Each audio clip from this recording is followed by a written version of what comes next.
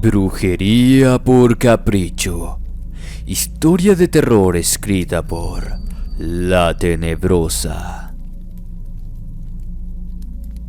Nunca sabes cómo sería la reacción de una persona ante la determinación y negación de lo que no puedes darle o someterte a sus caprichos. Solo nosotros nos enteramos de lo que le hizo una mujer a mi primo Fernando. Es conocido que a la tía Isabel le gusta andar armando alborotos, metiendo problemas donde no los hay. En la familia no era un secreto que ella te conocía de punta a punta, en donde se encuentran desde los mejores o malos brujos, esos que se dedican a quitar o poner daño a las personas. De no ser por esto último, jamás nos hubiéramos enterado lo que le hicieron al primo. Déjame describirte un poco de aquella situación, para que quizás me puedas dar tu opinión. Fernando trabajaba para una empresa, la cual por obvias razones no diremos su nombre, pero sí te diré lo que él hacía. Se encargaba de la calibración de básculas.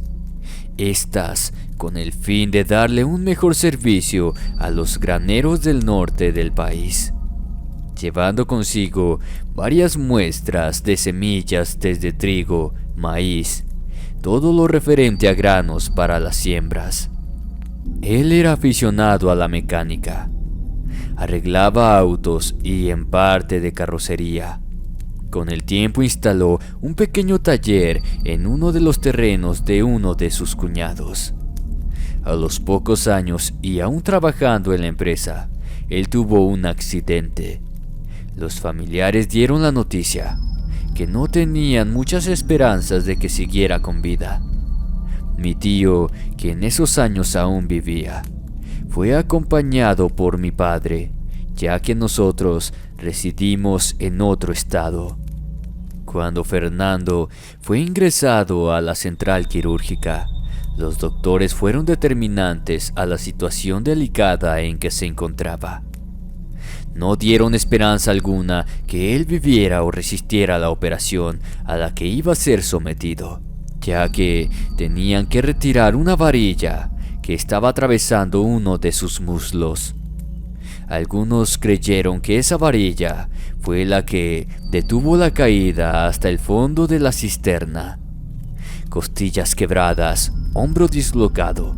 Pero lo más preocupante de todo esto fueron varios de los golpes recibidos en la cabeza. Parte del cráneo destrozado como si le hubieran golpeado en repetidas ocasiones con un bate de béisbol. Este era el que más preocupaba. Pasaron horas en intervención, restaurando y retirando lo que quedó dentro de su cuerpo destrozado. Horas después, salió de la operación conectado a un respirador, a varios aparatos que lo mantenían con vida. El daño cerebral ocasionado por los golpes lo mantuvo por más de 3 meses en coma. Cuando milagrosamente Fernando abrió sus ojos, le llamaron por su nombre, pero poco duró el entusiasmo, ya que los médicos dieron la mala noticia que el daño era irreversible.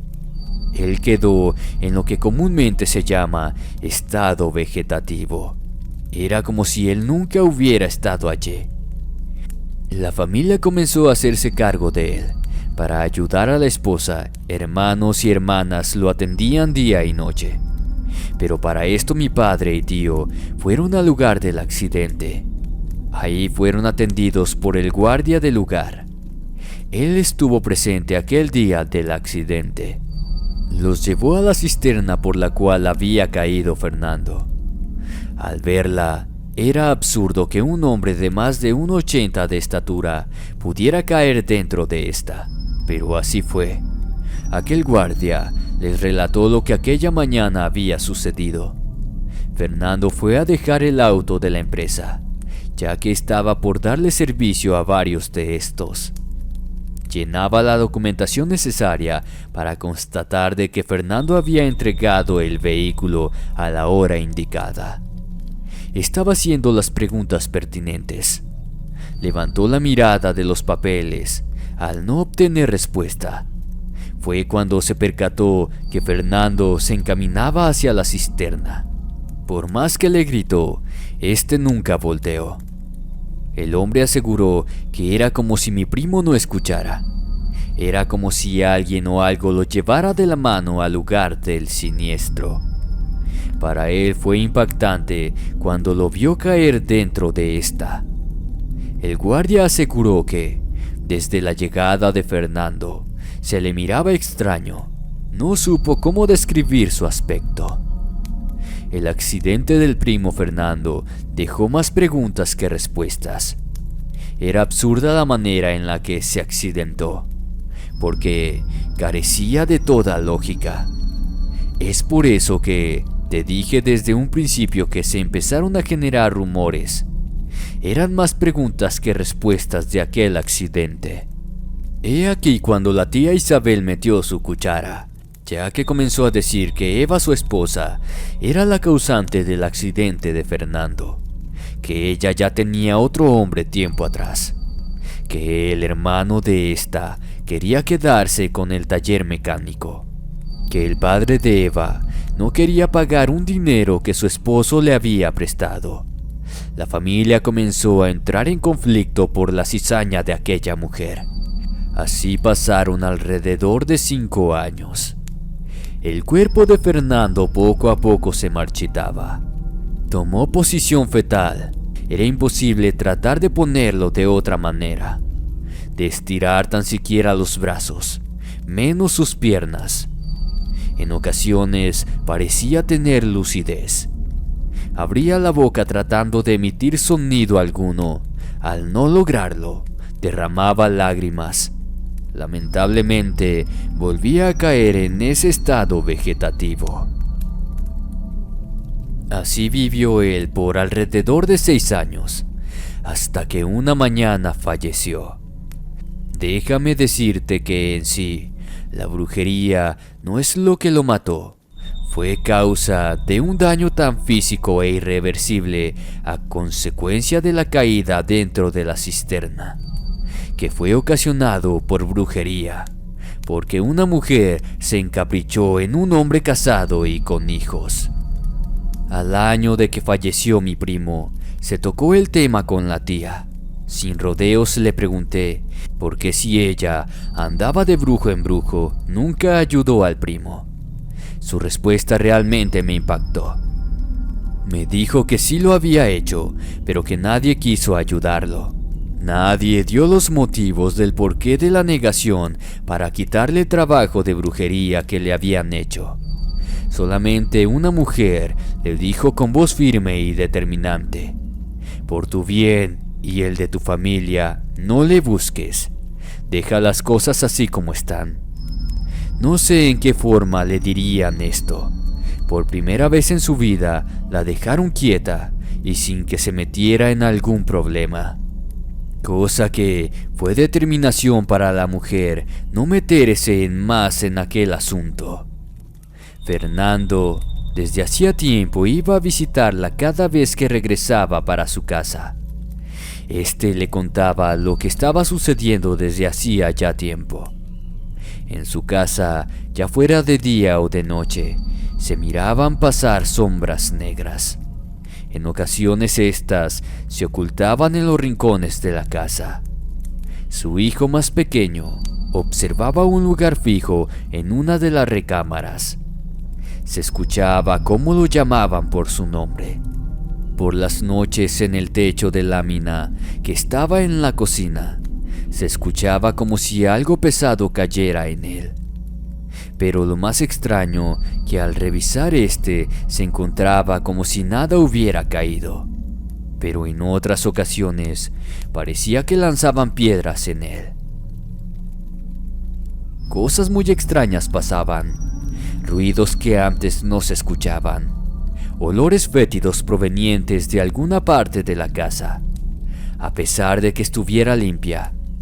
Abrían puertas y ventanas y aún así seguía impregnando ese maldito olor a podredumbre.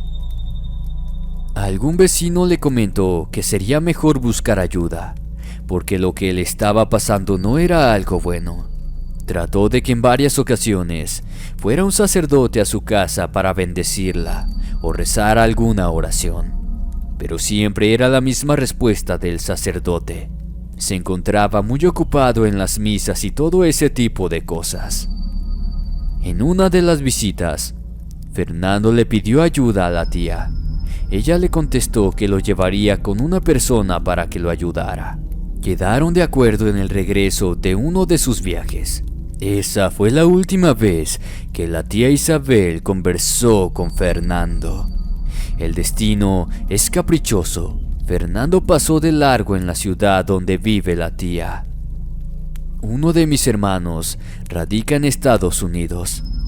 Ellos fueron inseparables, ya que los dos habían estudiado en el mismo colegio.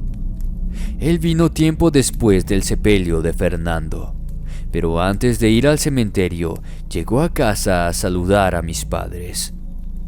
Sin tanto rodeo, padre e hijo hablaron de lo que aquel guardia les había contado y cómo Isabel había generado problemas en la familia. Fue entonces cuando mi hermano les dijo que eso no era verdad, que Eva y su familia nada tenían que ver.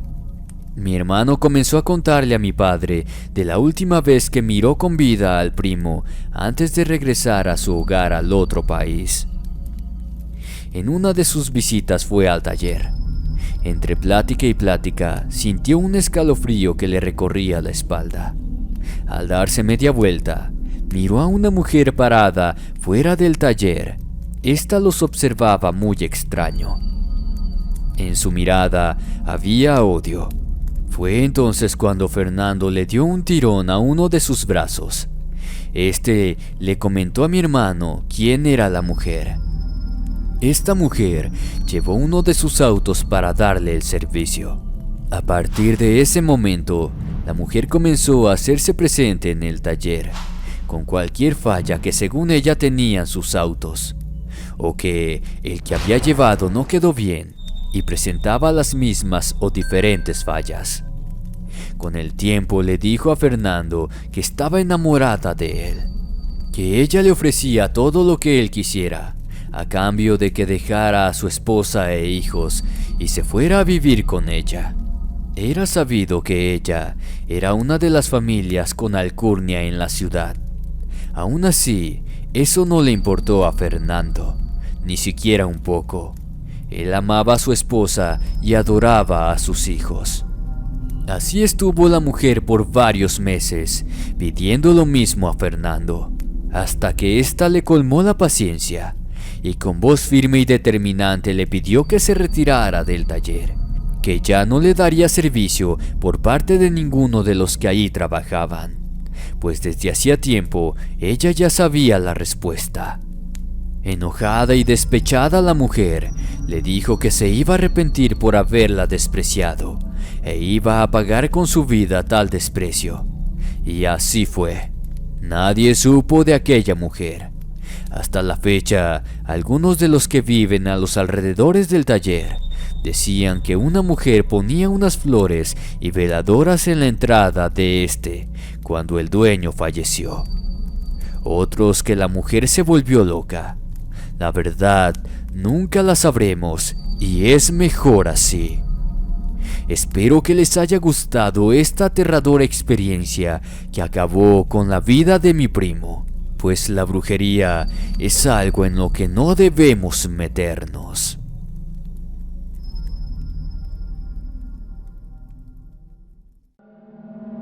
Si el video te gustó, no olvides suscribirte, darle like y compartir con un amigo. Me ayudaría bastante a seguir creciendo. Muchas gracias. Me despido no sin antes desearles dulces pesadillas. Buenas noches y hasta la próxima.